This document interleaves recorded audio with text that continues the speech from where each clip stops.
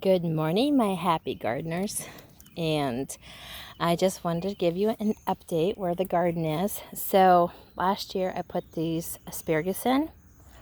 I actually neglected them in a bag for like 3 months. I bought them from Walmart for $3. And I didn't know they would grow. So I put them in the ground and prayed over them. And 3 stalks came up. And this year I have like 8 of these feathery fern things because you're not supposed to eat them for a little bit. I think maybe next year we might be able to get a couple of asparagus off, but they're a long-term investment. And it's just, I just updated it. I only wood chipped this before because that's all I had was some wood chips. And they did remarkably well on them. I didn't even know if they would really survive or not. And I put wood chips around. I pulled them away from the root system for a while till they were established. And then I brought the wood chips in around them for the winter. But this year, I just composted it and then wood chipped around it. I put some, I hadn't even put paper or cardboard underneath before, so I did that.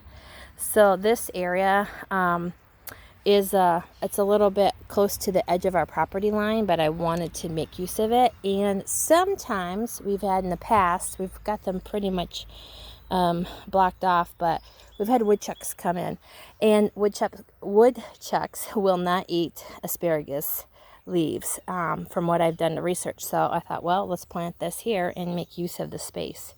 So that's where that is, and there's the garden up there. I've been pulling out stuff and planting in, so we'll go up there and look in a minute. So I just watered this. I do a deep water, so I actually put the sprinkler on because I think it needed it, and put this on for, I put the sprinkler on for like an hour, so it's a deep, nourishing water, deep in, and then hopefully I'll do it sometime maybe next week. I've been doing it like 1 to 1.5 times a week. Sometimes I hand water from a water barrel that we have. So I'll go in and hand water. We have a lot of newbies in the ground here because I took potatoes out. So the lettuce, as you can see, is growing. On my first planting, I lost a few, but I just put some new ones in. I lost probably like 3 or 4. And then, as you can see, there's a lot of new growth in here. And then over in the onion area, I have some new growth in there. So, look at this. See the pods? They are delicious. We had a stir fry with them, and that was really nice. The cosmos are almost ready to bloom. These things have been my antagonists, but I have a lot of birds, so they're doing a good job. The birds are great for that kind of stuff. Look at this beautiful nasturtium. That I did not sow, it just came up, which is lovely. And I put some more potatoes in right here. And as you can see, I took the rocks away from here. I can't tell you how many times I moved rocks around on this property. Like way too many. So there's some more potatoes in. I planted some more potatoes. And I got some green beans in. I don't have as many plants as I thought I did. So I'll have to do some more planting on that because you can plant those for a long time. But yeah, it's going. And then I have the sprinkler up front at the other bed. I'm going to be redoing that bed today. So one project at a time.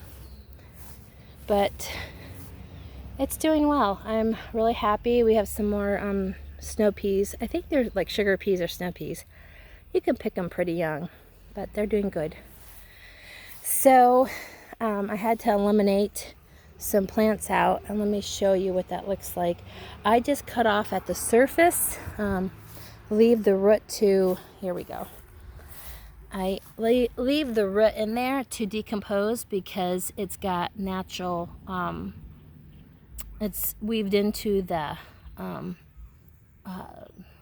not sure what to call it underneath, but there's like a web underneath of nutrients and, you know, fungi and bacteria and that's going to decompose and feed it. So I leave them, and for the most part, unless it's a really big one, and then I plant around it. So, but sometimes you just have to take things out.